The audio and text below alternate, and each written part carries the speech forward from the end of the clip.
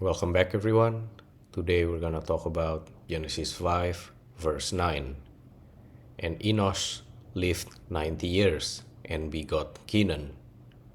First phrase we have Enosh lived 90 years, the era of weakness.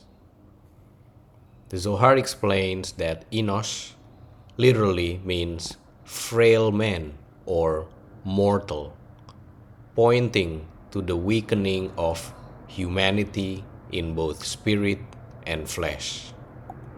Unlike Seth, who embodied Adam's divine image, Enosh symbolized the dilution of holiness. His 90 years before begetting Kenan reflect a delay, as if his seed required time to find a vessel suitable for transmitting the divine spark forward. The Zohar links this to the generation of Enosh when idolatry began. Men no longer saw the invisible source, but turned their eyes to heavenly bodies as intermediaries. Thus, his name signifies humanity's fall into impermanence and error. The Midrash says that in the time of Enosh, mankind began to call upon other powers, not denying God directly, but attributing divinity to his creations. This was the root of idolatry. His 90 years before fathering Kenan symbolized restraint from heaven. The flow of holy seed was withheld until the time was ripe, showing that even in weakness, God's plan continued. The next phrase we have, and begot Kenan, the transmission of the line. Kenan carries the root of kinyan, which means acquisition or possession. Mystically, Kenan reflects how mankind began to focus on worldly acquisition, attaching themselves to earth rather than heaven. Yet, in the holy line of Seth, Kenan also represented the acquisition of endurance, a hidden spark of holiness that would continue despite humanity's fall. The Midrash observes that Kenan was born in an age when man had already strayed, but God allowed his birth to preserve continuity.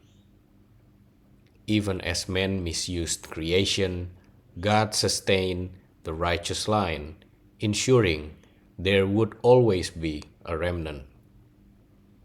Kenan's name also foreshadows the struggles of possession and material temptation that will haunt humanity.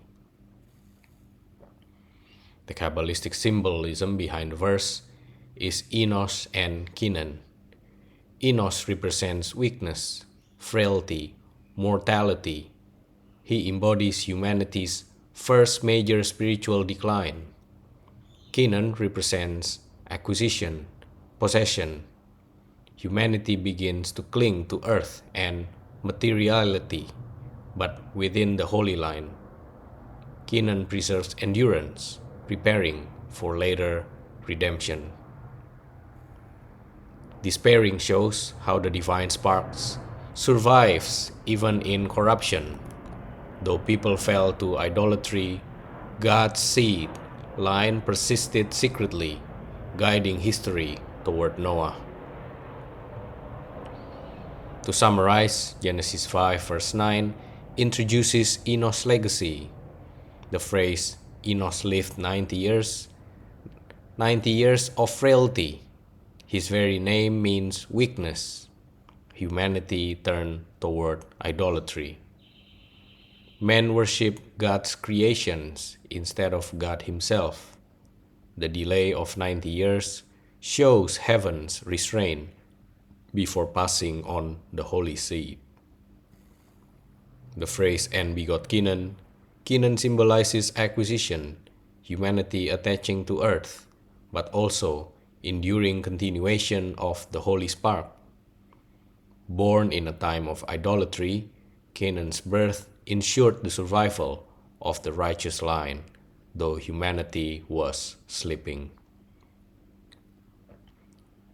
The lesson from the verse: Enosh marks humanity's fall into weakness and idolatry, yet through Kenan, the divine plan continued.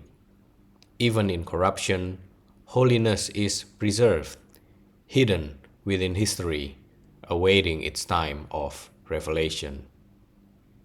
That's it for today. Thank you very much for your donation. Be blessed, everyone, and I will see you on the next episode.